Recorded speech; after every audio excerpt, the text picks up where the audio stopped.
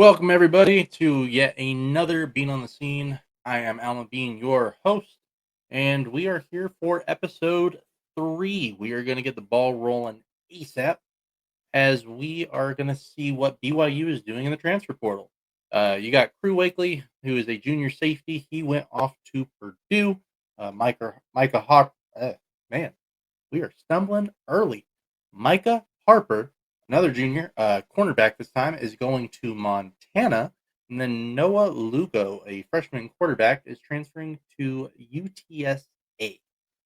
It's not a very long list. BYU didn't receive anybody. As far as I'm aware, no one else entered into the transfer portal who wasn't already there. A very short, light list to go into the week.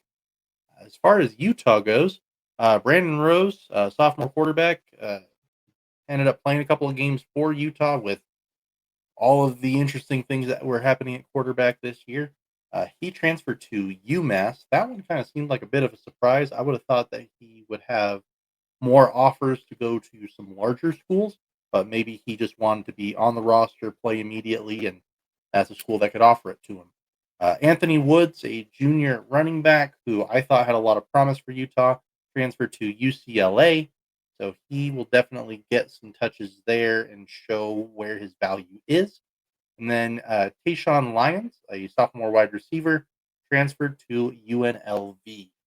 So not too far of a transfer, but a lot of talent in those three guys that are going to be leaving. But something to keep an eye out for is that at the time of this recording, it is January 13th. Tomorrow, January 14th, which after this podcast episode will actually be posted, or before this podcast episode will be posted, there will be a press conference at 11 a.m. that will have Kyle Whittingham speaking to the press. I will be providing information on that live. So if you want to go ahead and take a look at my Twitter, X, whichever one you want to call it, AllenBean23, I will have some updates there. Or if you want to check in with the KSL Sports Zone, either on social media, through the radio, they will also be providing live updates on that as well. For the Utah State transfer portal, somebody that actually hasn't been listed on my previous list, Razul Faison, because to my knowledge, he was listed in the NFL draft, so I wasn't paying attention to him. Due to a new rule with junior college transfers, he now actually gets an additional year of eligibility. So he enters the transfer portal and he made his way to South Carolina. So he's going to be facing much more difficult competition in the SEC. And I'm actually really excited to see what he can do while he is out there. Because I believe that he's a very talented running back. I thought that he was probably going to be a mid round selection around like the 4th or 5th round, maybe as early as the 3rd. But with him getting some touches in the SEC, that might really boost his draft stock, and I'm really excited to see what he can do out there. Herschel Turner, freshman running back, transferred to Nevada. Craig McDonald, a junior safety, actually came in to Utah State from Minnesota. And then also, Utah State received freshman quarterback Anthony Garcia from Arizona. And then the last person on this list is Gavin Barthel, a junior linebacker, went to Washington State. So now Utah State is starting to get some feelers out there, receiving players, losing players. It'll be interesting to see what they can go ahead and do in the coming year now that there is some sort of stability in their program after this season. Now, moving on to college basketball. Had a little more time to look into the Utah teams themselves. First off, we're going to start with BYU men's. They're currently 10-5 on the year, 1-3 in conference. They're currently on a 3-game losing streak with a 86-55 loss to number 14 Houston, a 72-67 loss to Texas Tech at home, and then most recently a very close 71-76 loss at TCU.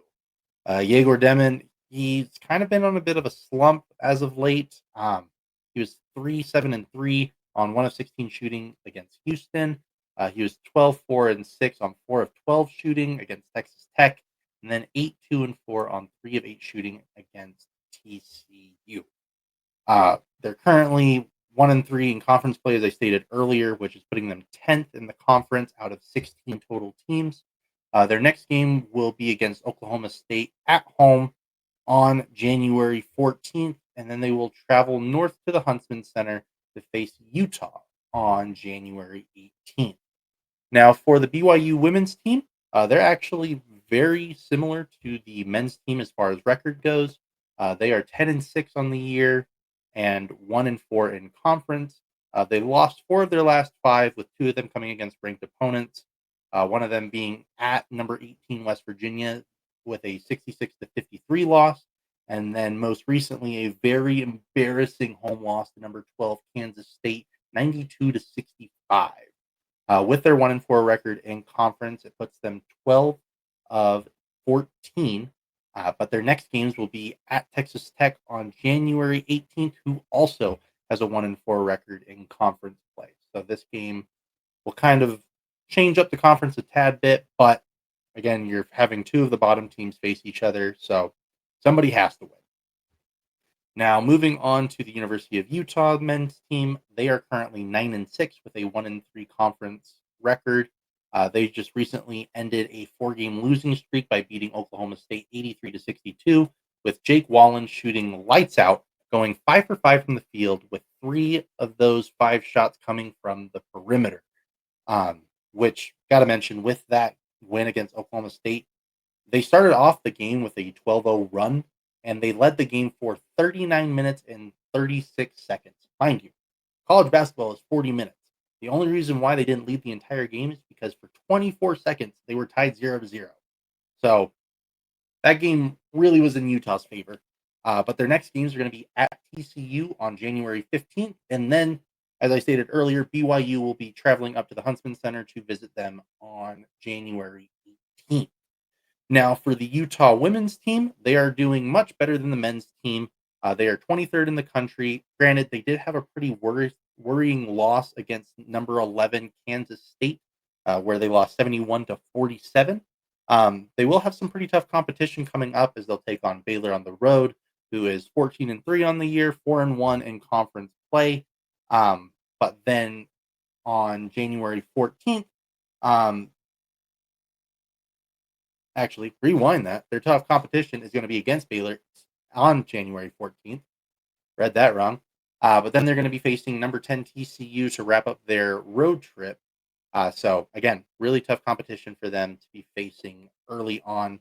But the Utah women's team is a very, very promising team.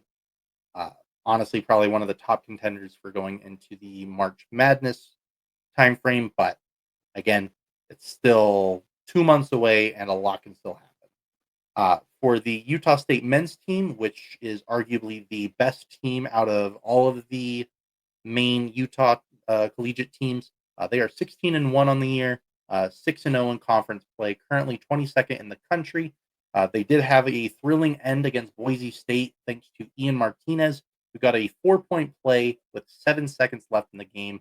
It was absolutely wild. The student section was great. And even though Utah State is seen as such a small school, mainly a basketball school, the rest of the country needs to see how wild and crazy these games can get. Their next game will be against UNLV on January 15th, hoping to continue their 6-game winning streak. I highly anticipate this to happen. But, college basketball is college basketball, and anything can happen in the NCAA. Now, the Utah State women's team, they are not doing as well as their men's team.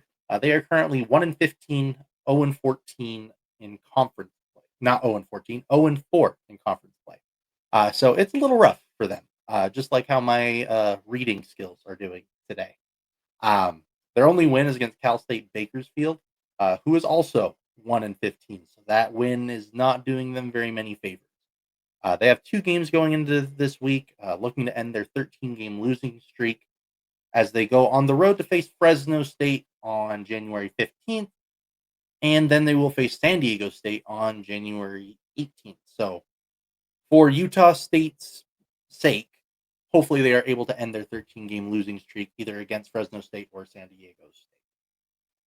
But now that we have wrapped up all collegiate play, whether it is football or basketball, now it's time to get into some professional teams. The Utah Jazz, they had a very strange yet interesting week.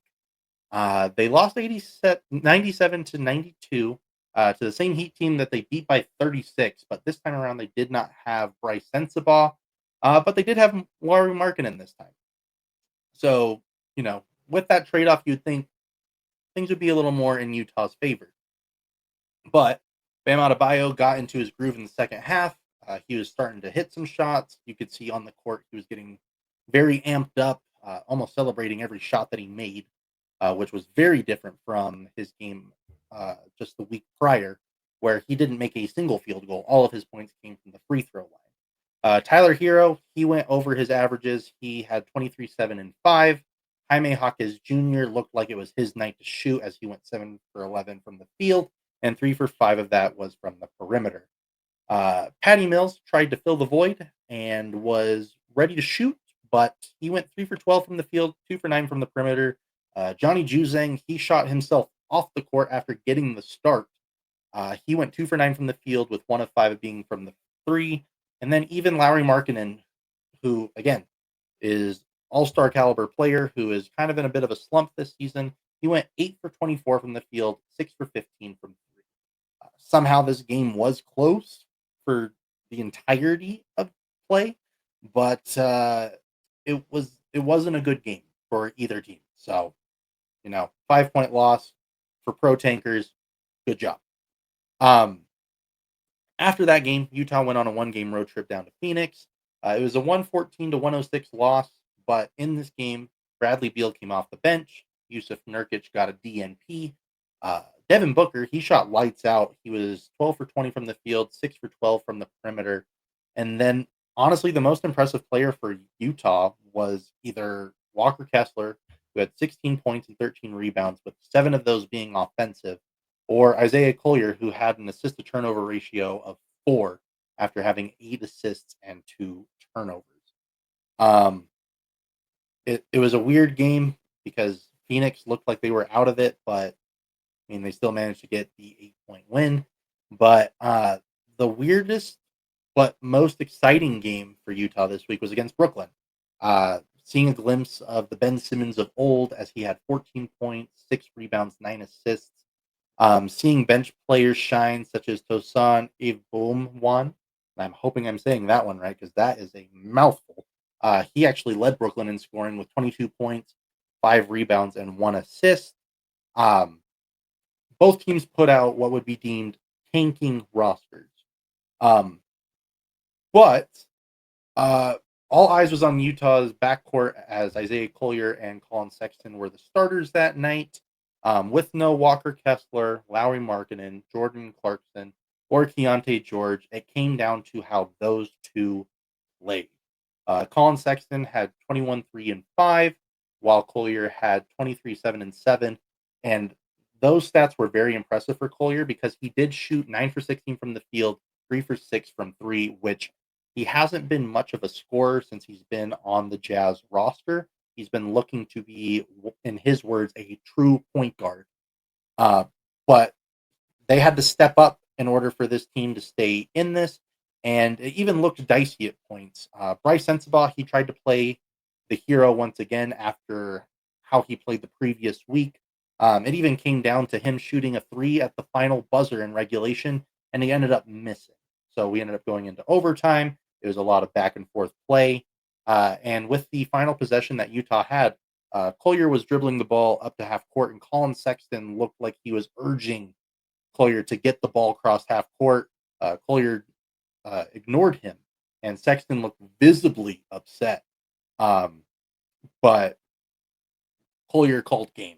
He drove straight to the hoop, got the ball up, got the layup in, and that was with just a handful of seconds left, and Utah got the 112 to 111 win in overtime against Brooklyn. Now, a lot of Utah fans right now, you either have your pro tankers, pro winners, all the above.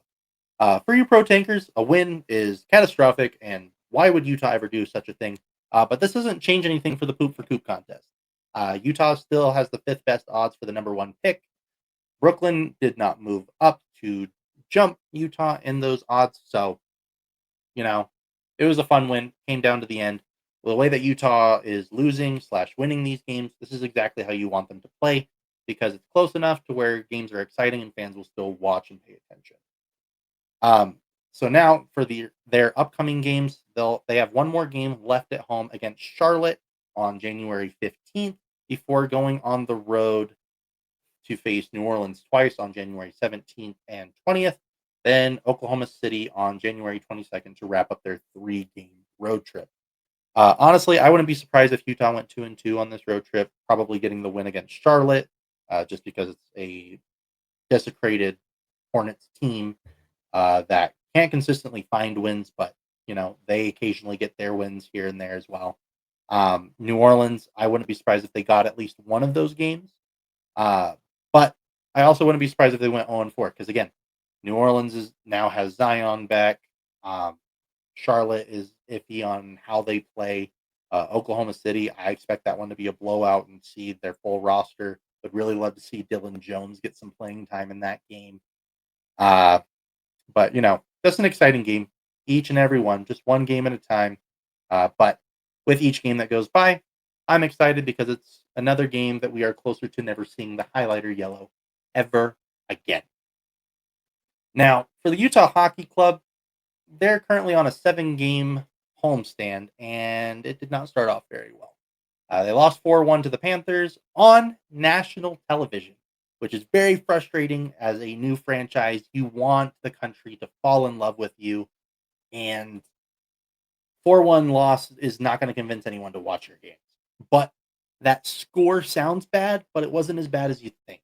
Those final 2 goals that the Panthers scored were both empty netters. So, not too bad when you consider that you just took on the Stanley Cup champions. Their following game, which was against San Jose, it was a very scary start because San Jose scored in the first minute, made it sound as if this game was going to get out of hand, especially since that first goal was on the first shot on goal as well. Utah managed to find their footing, though it took till the final 2 minutes to really have control, thanks to a Barrett Hayton goal to give them the 2-1 win. Their next game was against the New York Islanders, and that game was the opposite story. It was a very sloppy passing game. Puck control just wasn't there really for either team. Nick Schmaltz got a goal after Kesselring's shot deflected off of him into the net. But this game, it looked like it was going to go into overtime just because nothing was very consistent. But Matthew Barzal, he scored a goal late in the third. It was a rough game all around. And as later reported, Gunther is going to be out indefinitely due to a hit he took by Barzal to the lower leg area, as it seemed. But again, on the bright side, we got to see Connor Ingram on the ice for the first time in 2 months after spending time with his ill mother, who ended up unfortunately passing. Again, my condolences to Connor and the Ingram family. But again, it's very nice to see Connor Ingram back out on the ice.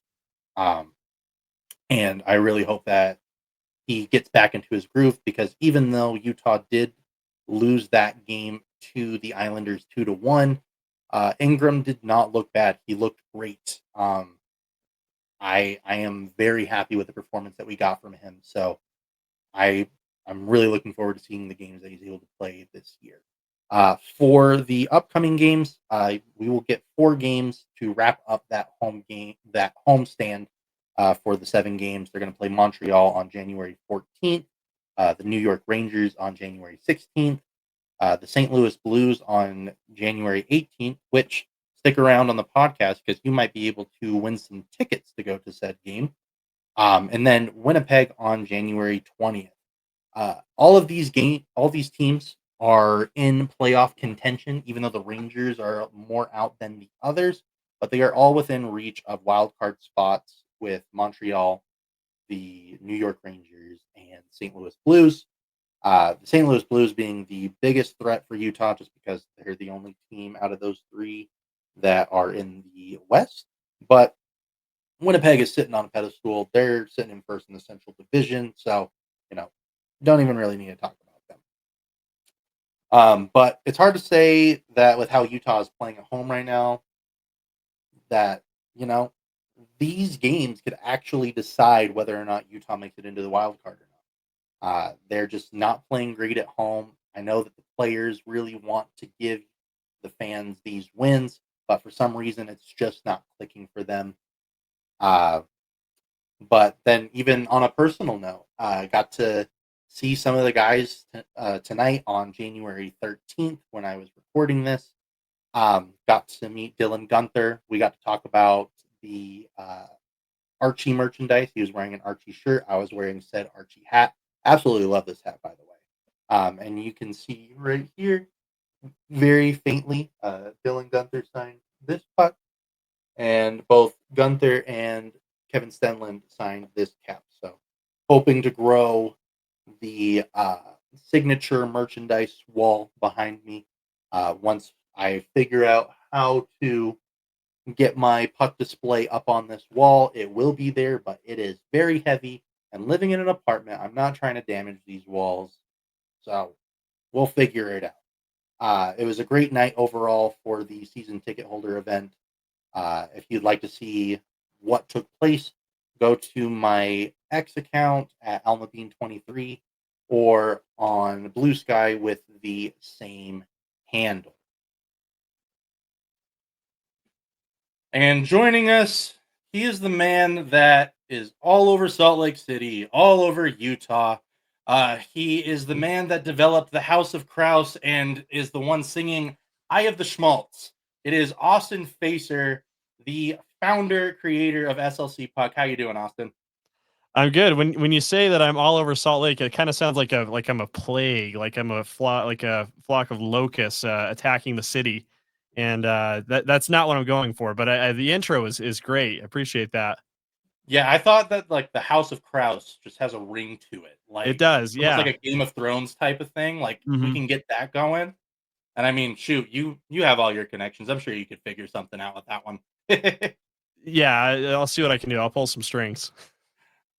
So first off, very first guest. So I'm like super stoked about doing this. I don't want you to think that there's any pressure to it. This is a very relaxed environment. But let's talk about you. You are the man of the hour. My Um, favorite topic, yeah. um, tell me about like your sports upbringing. Like, what teams were you rooting for? Or currently rooting for? Who got you into playing sports and watching sports? Like, I want to know who made Austin Facer a sports fan. Yeah, I think I had kind of a unique upbringing in sports where, like sports weren't just like something I enjoyed watching, which obviously they were. Growing up was a Utah Jazz fan of the Seattle Seahawks, Seattle Mariners. My hockey team was probably the Anaheim Ducks, just because I thought the Mighty Ducks movies were really cool, and that was actually what got me into playing hockey when I was around 8. Was watching the Mighty Ducks movies and convincing my mom to take me ice skating at the old rink in Bountiful, and then progressing to playing hockey for the next 10 years. But as far as like who it was, it was my dad. My dad, Dirk Facer, and if you're like an old timey sports media person in Utah, that's probably a familiar name. He was a sports writer at the Deseret News for 25 years, and you know uh, is kind of like a sports media legend around here. He made me a huge part of his work too. I remember when I was like little, was always going to football practices and games with him. There's a lot of pictures of media scrums with Urban Meyer and the Salt Lake City media, and you can see my dad, and then like not very far outside the circle, actually inside the circle where people are trying to work, you can see me just poking my head in as a 9-year-old. So sports media was always in my life. My dad was a huge part of that, and um, and then when I was playing sports, playing hockey, through the youth program in Davis County all the way through high school at Viewmont High School. My dad was super involved in all that. So when you understand that story, I think kind of makes a little bit of sense why I'm interested in doing things like SLC Puck and being a media adjacent. I don't really know if I'm a fan or a media member at this point. I think I'm like caught somewhere in the middle. But yeah, I think that kind of explains a lot of why I do what I do at SLC Puck. And I mean, you kind of brought it up, and I don't want to bring up a sore spot, but 2010 Viewmont High School hockey team. I mean, I know you were a part of that team. I mean, why did I think you were going to talk about my dead dad for a second? No, you went no, for no, an no, no, no, no. actual thing that I haven't gotten over yet. God, this is a tough one. We're going to talk about the sports side of things.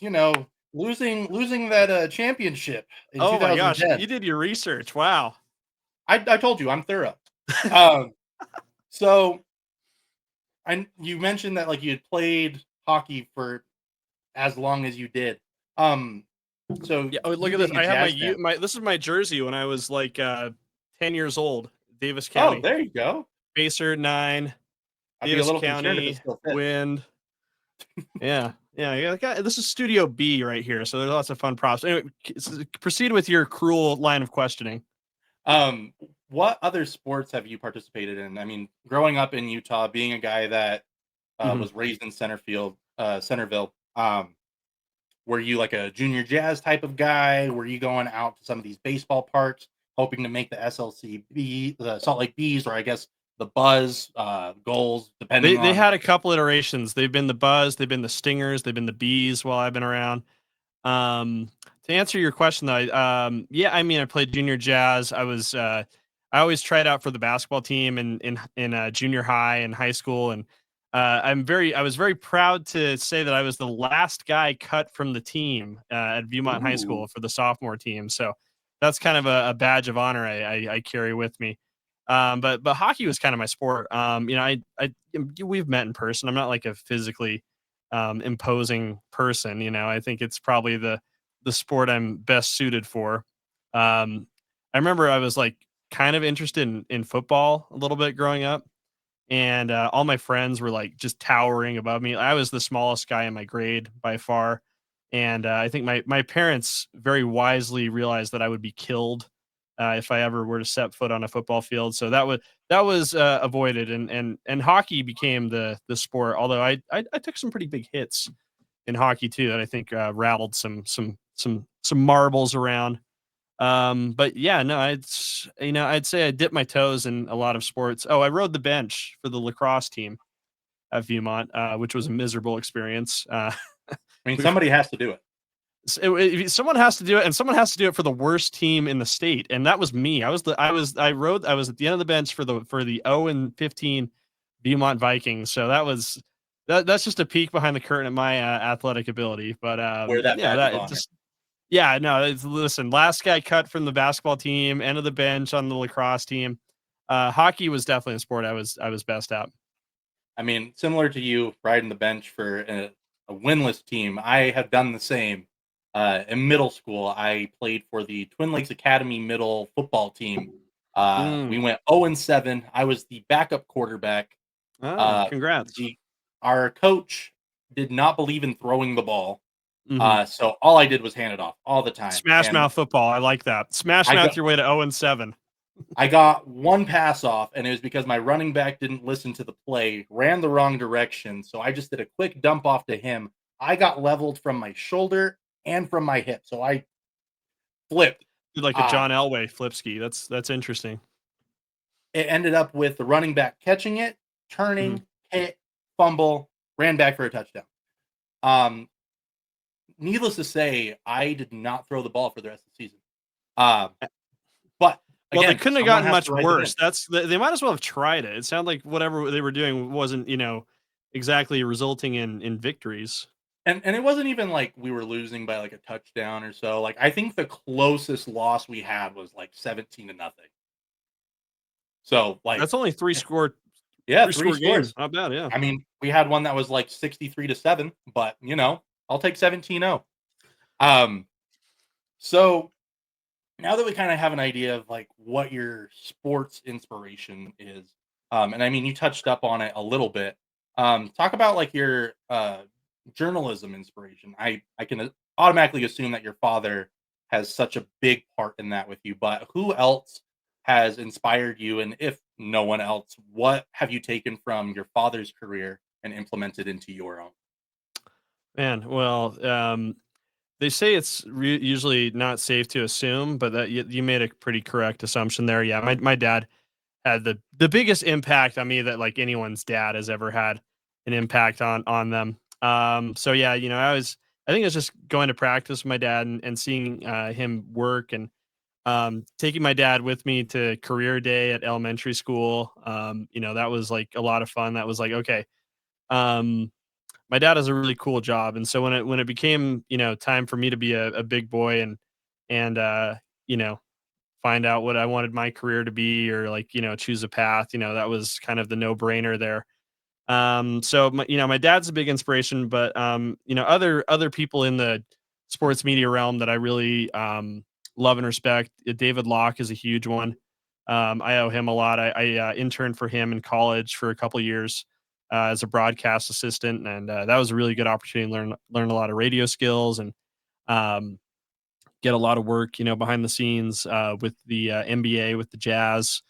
I think like on a bigger scope though, I think like I'm trying to find like inspiration for the journalism I want to do in some unusual places.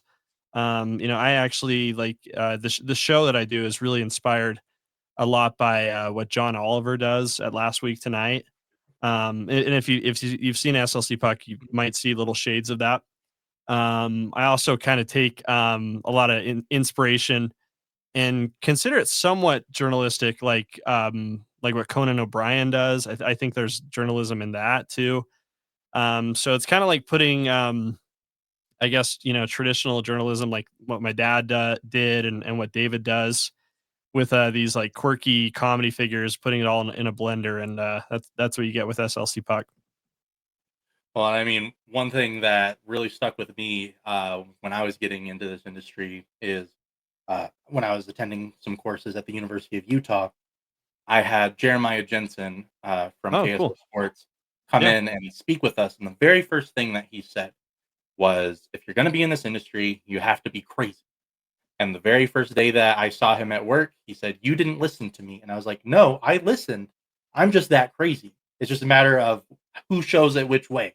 So Hmm. you have, the SLC Puck where it's energetic and, controlled chaos a lot of the times. But then that it makes sense why you're seeing bits of like Conan O'Brien and John Oliver into your show, because there's that side of crazy, and then there's the crazy where you may not have to say much, but the moment that person opens their mouth, you're like, "Oh, there's something going on. We just don't know where the gears are turning." So knowing that Very those are fair your to say. inspirations, it makes a lot of sense. I can see where you're pulling your inspiration from, and I'm probably gonna have to go back and watch some previous episodes, and I'm gonna be like, "Oh, yep, that's inspired by this sort of bit or that bit," Mhm. or, "Oh, John Oliver did something similar to this. I see what he's doing." Um, I suspect you'll have that realization. Yeah. oh yeah, I'll probably end up texting you and be like, "Up, I saw this. Like now that I have your number, good luck." Um, but with your history, I mean, you've already mentioned that you interned with David Locke. You've done some work with the Utah Jazz, the Salt Lake City Stars, Bees, Los Angeles Chargers, and then even the Amateur Athletic Union. Mhm. What is probably your most memorable moment that you've had before leading up to SLC Puck and everything that's developed from there? Gosh, that's so many wonderful questions. And let me compliment you first of all on the tremendous bit of research you've done as well for this program. Um, I think each kind of chapter has its own like moment or two that I kind of really treasure and enjoy. And my answer might surprise you. Like, I don't really remember a ton of games from the Chargers. I don't remember a ton of games from the Bees, from the Stars, from the Jazz. I remember a few of them. But like the moments that really stand on my mind are like the people that you do the work with. If that makes sense. And I'm sure like you'll have moments like that. I know you're like you're young in your career, and there's this kind of shininess to going to games and stuff as a Oh job. yeah. And I totally felt that too. But like for me, like what stands out is just kind of just the BSing in the press box on the press row, the friends I've made along the way. Every stop I've been, I've made a few friends that I consider friends for life, and for me, like those are the moments that I think are the most enjoyable to reflect on. Again, the games kind of all blur together. I would say with SLC Puck, I think if I had to point to like something most memorable, it would be kind of that week leading up to the first game.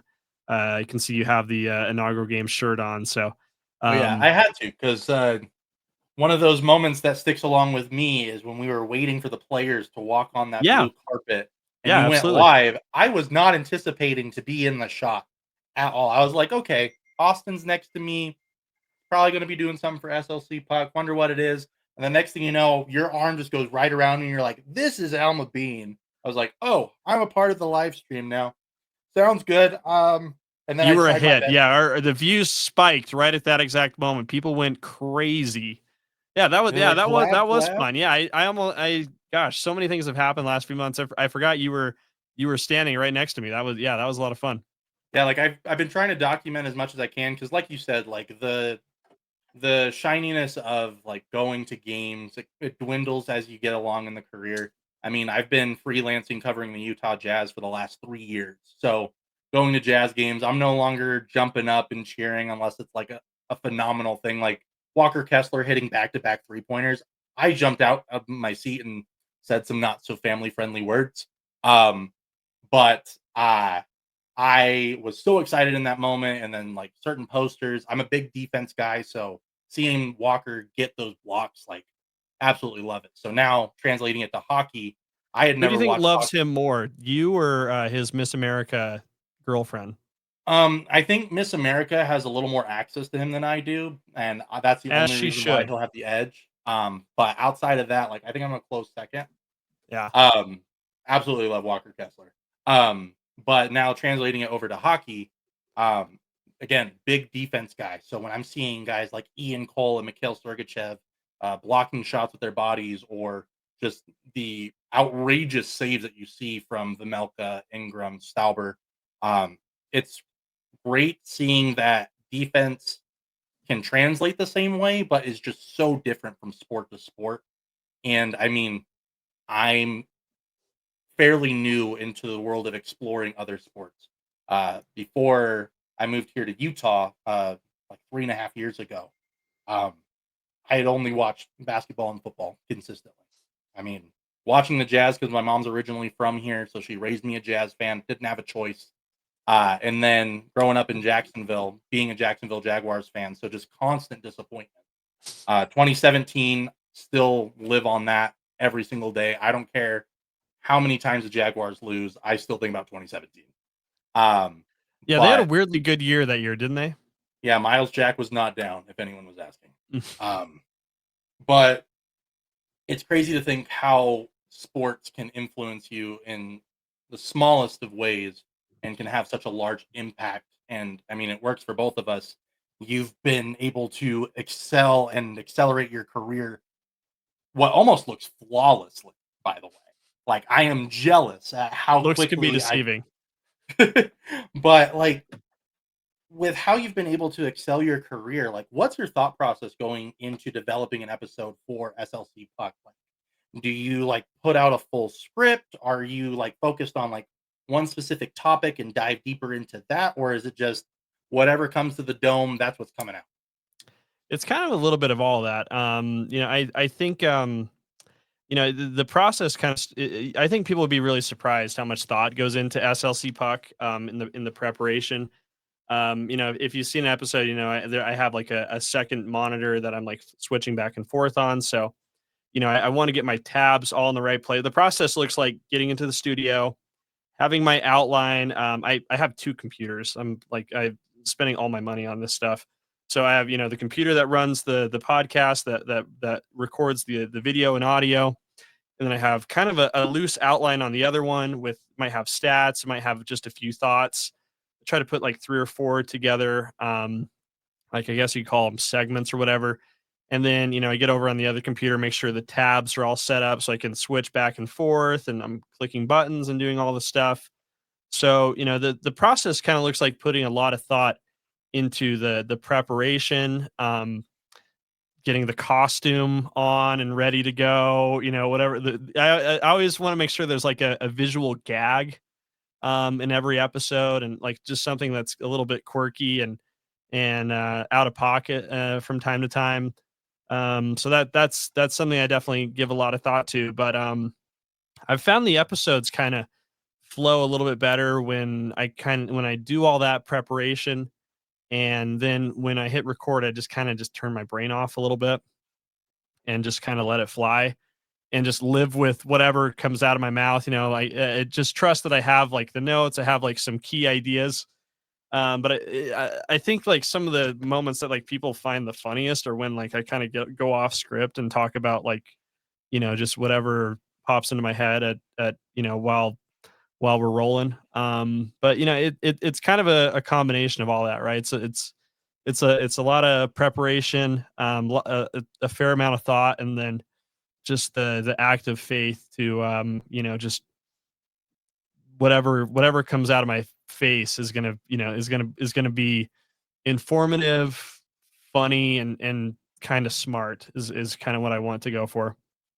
And then going into those episodes, I'm taking your words here, by the way.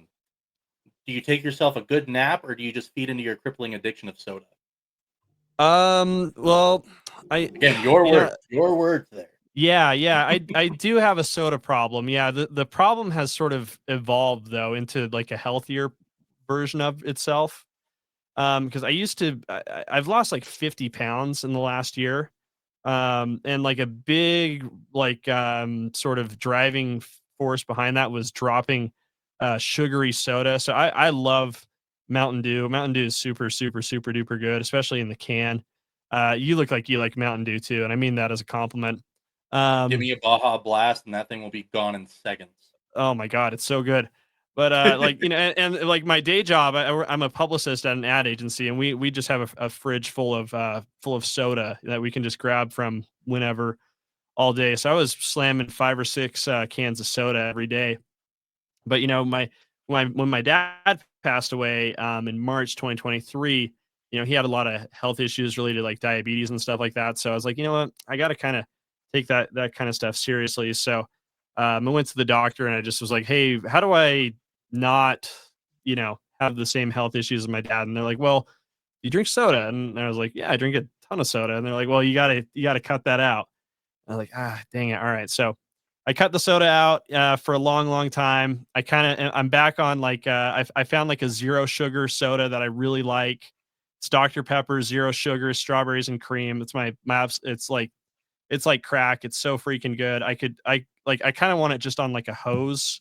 I want to get like a Camelback just full of that like soda so I can like just carry it with me all day and just take little nips out of Just as I get your go. own But little yeah. like dispenser in your studio. Just have Oh like my the little like God. syrup bags and everything. Listen, I've got a wish list on Amazon a mile long, with like dumb little things I want to put in, the next evolution of SLC Puck and soda gun loaded with a Dr. Pepper zero sugar, strawberries and cream is up on the list. See, if I had to pick a soda, I'm a cherry Coke guy. Like Mm.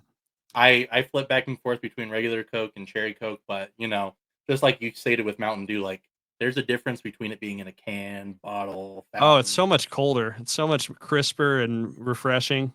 and like I'm a bottled Coke sort of person, but I Mm. don't want to buy that many bottles, so I just get the cans.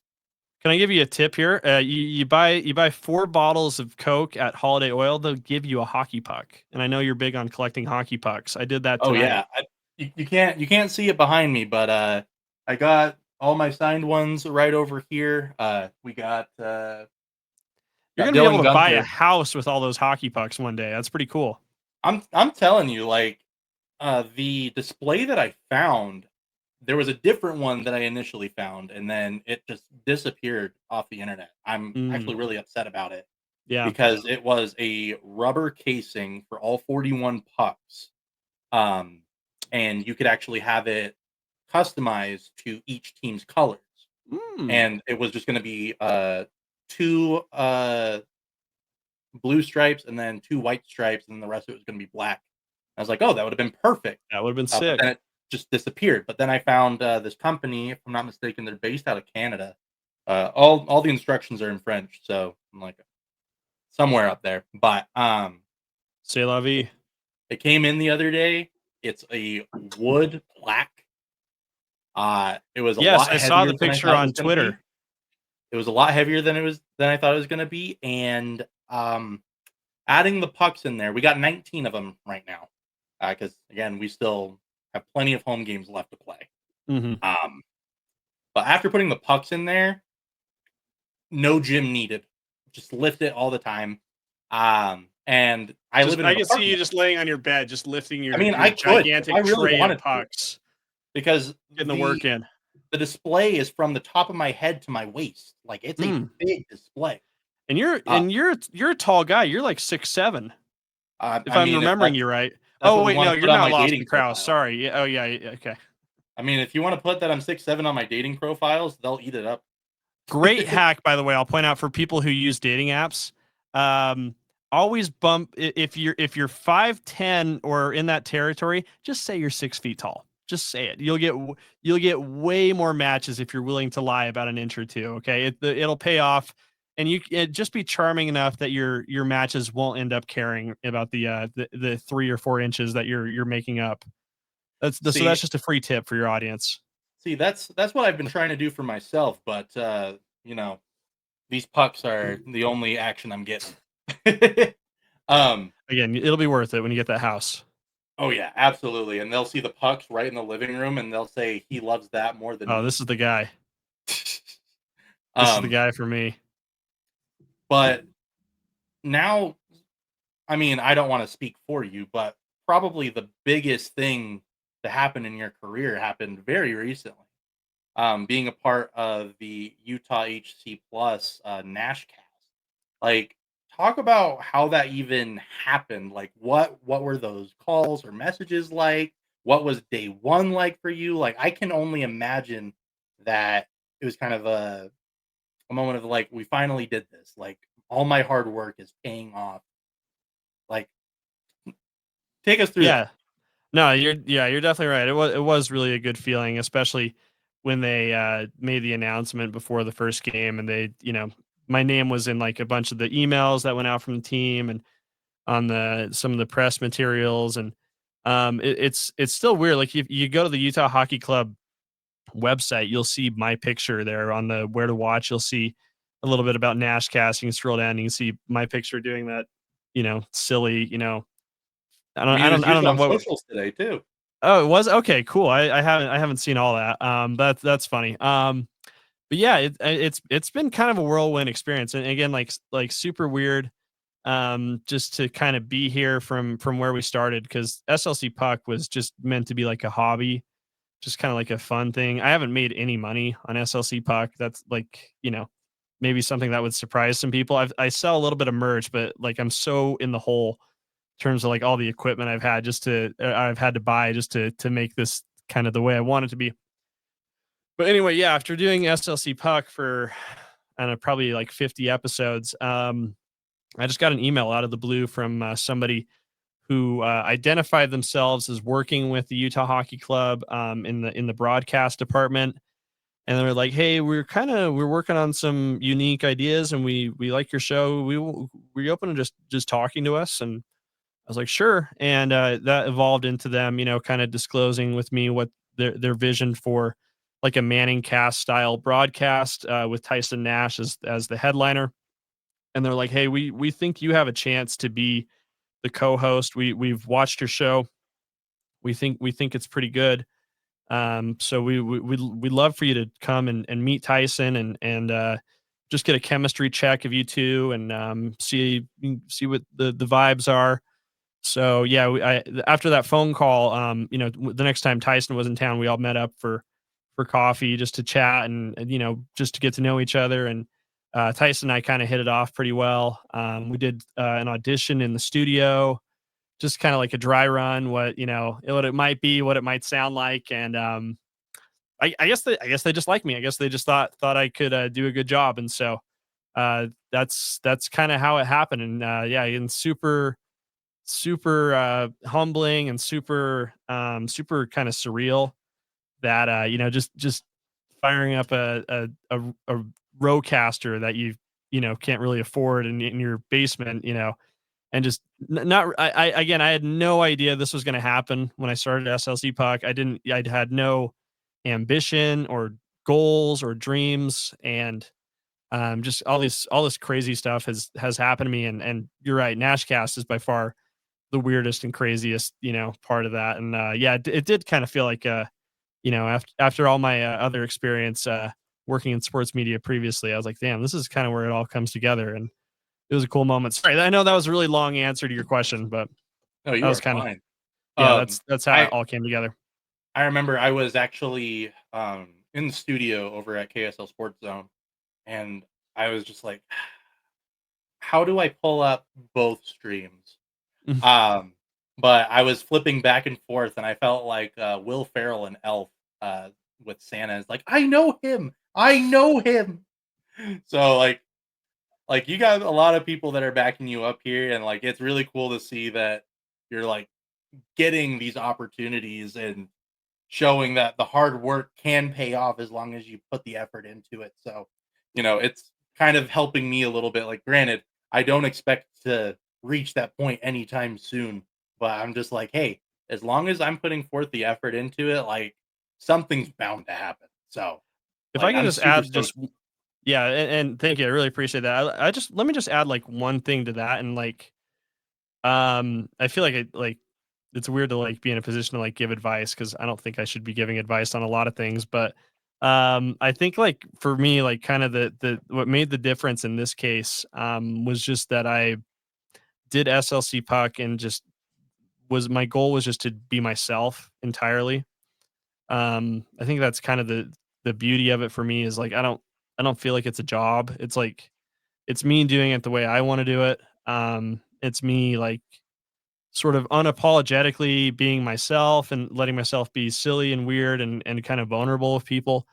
And I think that's what made as big a difference as anything. And I think coupling that with like the fact that I'm just willing to do it a lot, like I'm willing to do it twice a week for free, and just because it's something that I think is like important to me, and it's important to people who like it.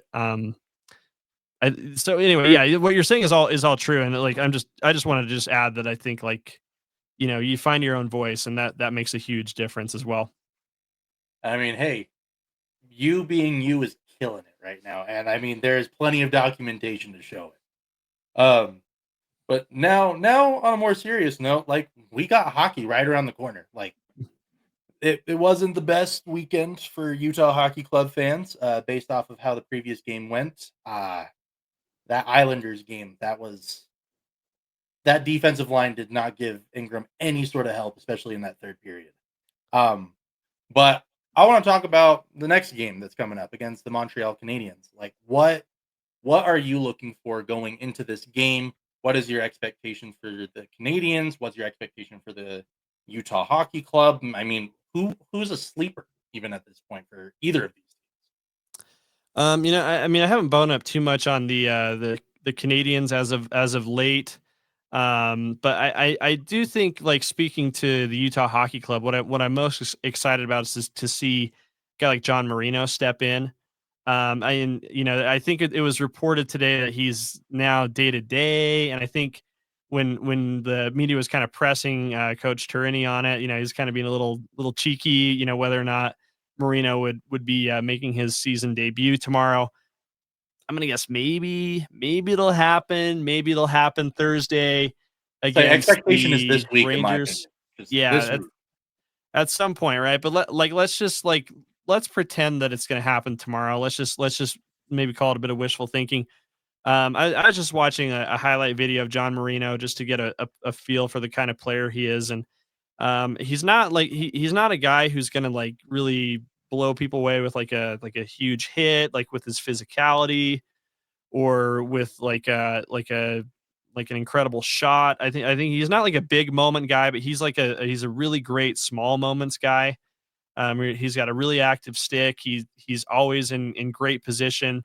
And that kind of stuff makes things really hard on opponents when they're trying to enter the zone or pass the puck around within their offensive zone. So I think seeing some of these guys get back and get healthy. So Marino, obviously one of those guys. I've heard that Sean Dursey's getting closer to coming back. But I think it's just going to be interesting to see this team respond, especially from like I guess you call it a bad loss against the Islanders.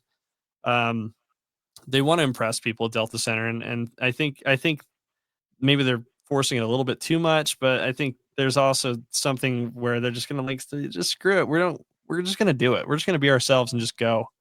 And I'm hoping that happens sometime this week.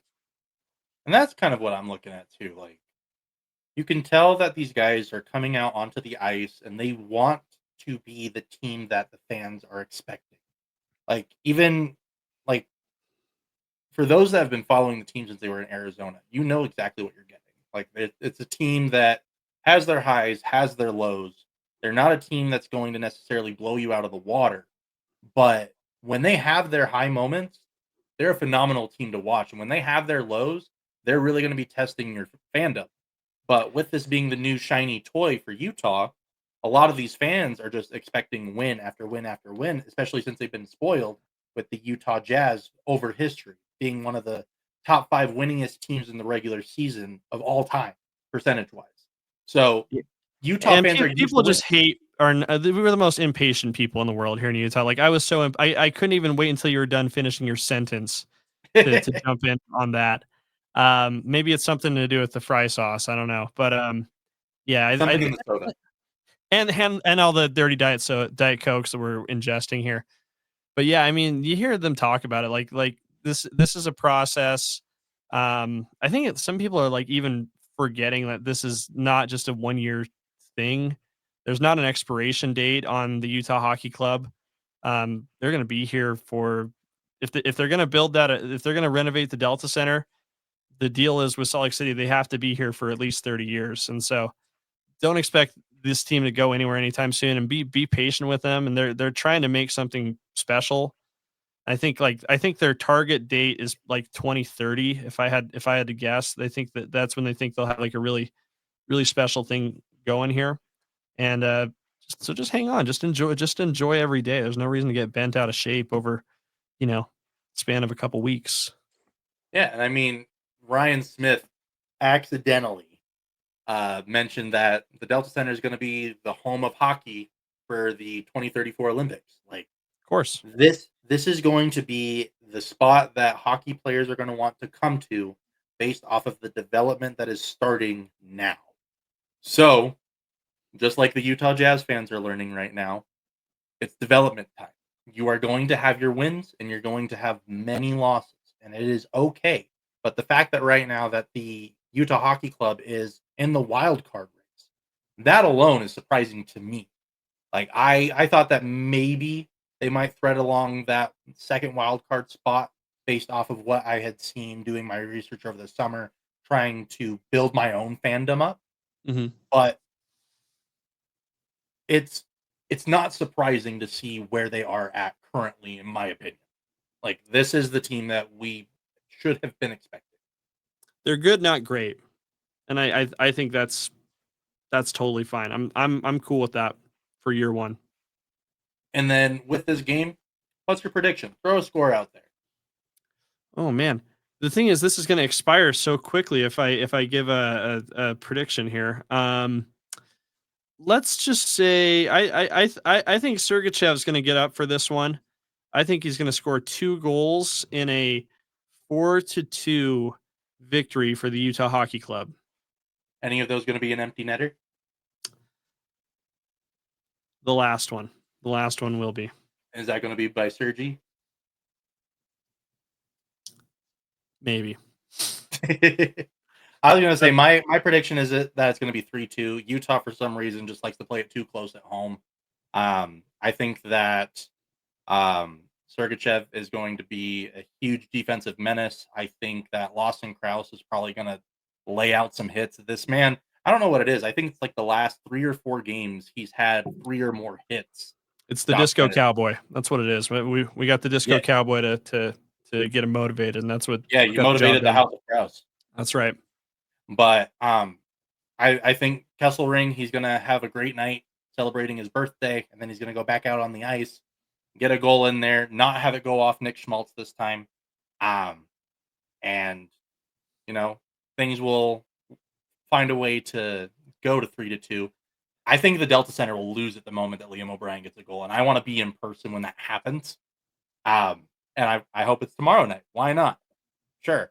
Because, I want him to save it for Thursday. That's our Nash cast on Thursday. So I'd prefer it if you saved it for then, but whenever you can, Liam. Hey, you can do it again on Thursday if you want. Sure. Yeah, why not? Like, by all means, score as many goals as you want.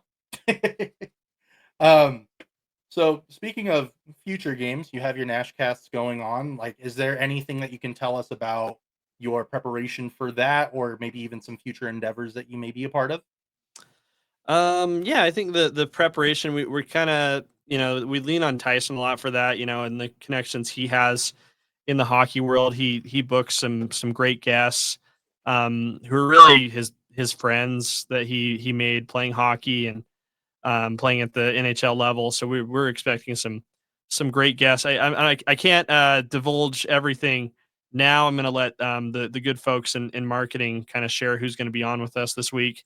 But yeah, we're going to have some fun guests in studio with us and virtually. So, I am very confident that we're going to have like some really, really cool shows. As far as like future endeavors, just find ways to keep making SLC Puck bigger and better, So, I invested in this studio. I this was gifted to me. I had this when I was 10 years old, and I bought this so that, the total investment here has been like $30. So I'm putting the big money into making the show bigger and better. And yeah, I'm excited to see what comes out of that. So maybe we'll have more post-game live drop-in shows. It'd be great to get to a point where I could do an episode of SLC Puck every day. We'll see how that goes. So we're kind of working the kinks out to see how that can come to be. But yeah, I think it's just about just still keep on doing it. Just doing it. See what happens. If you're going to be doing SLC Puck every single day, you're either going to need to take more naps or you're going to be falling back into some more soda because you're going to need a lot more energy to be doing that. There are so many great zero sugar energy drinks out there. Celsius, Alani Nu, Rain Energy. If any of them are interested in sponsoring the program, that would be incredible because I'm going to be relying on you guys heavily to get me through it. All right. Before we close out this episode, something that I've started doing just because my viewpoint on being a Utah Hockey Club fan is that I would much rather have somebody in the seat, no matter the cost, than put up tickets for an absurd amount and there be no one in the arena. So every episode, I want to try and give away a set of tickets, and nice. I want you to help out with this one. So what we're going to do, we are going to be giving away 2 tickets for partially obstructed seats. Okay. It's going to be in section 129, row 18, seats 13 and 14. So when I say the working class section, trust me, monthly payments are great. But with that seat, for anyone that follows me on X at AlmaBean23 or Blue Sky at the same handle, only thing that you're not seeing is the corner closest to you. You can still see both goals. You can see all the action going on. As long as they're not up against the boards closest to you, you can see everything. And plus, you got the Jumbotron right there. So yeah, you have a lot of help. That's awesome, man. No, great giveaway. But with that giveaway, it's going to be for the game on January 18th against the St. Louis Blues. Or is that the right date? That Yeah. is, yep. So we're going to be giving away those seats. So what we're going to do, the way that you are going to win these seats, Austin, pick something from today's recording. What is something that you said that people need to pick out to win these tickets? I would say the part on being yourself, maybe. All right. So since we got here, what did Austin Facer say about being yourself? What part of the segment did that come in, and why was he talking about himself at that point? But Because he loves talking about himself. That's the answer, by the way. and when you find that, I also want to hear, who are you going to be taking to the game? Why is going to this game so important to you and that person that you're going to be going with? So, since you've made it this far in the podcast, go ahead and give us a like, follow, share. Again, whether it is on X at AlmaBean23, on Blue Sky with the same handle. If you want to go to Instagram, it's AlmaBean15. I know a bunch of different numbers that mean a bunch of nothing. Or go to our YouTube channel, Being on the Scene. Help us out. And then, this guy over here, Austin Facer, tell him all your socials. It's easy. It's at SLC Puck, SLC PUCK, all platforms. I'm trying to get more active on like Instagram, TikTok, all that. That's where you can find me. I'm trying to write now a little bit too. So I wrote like a little blog at slcpuck.com. Just find SLC Puck. You'll find me. I'm not hiding. I'm not hard to find. All right. Well, he wasn't hard to find, and he is here on the podcast again. Austin, thank you so much for joining us on this one. And again, I'm super excited to see you on this Nashcast and where your career takes you from this point. Pleasure, man. Thank you so much, Ella. All right. And guys, that is the end of another episode. So until next time, this is your Being on the Scene. And y'all enjoy the rest of your day.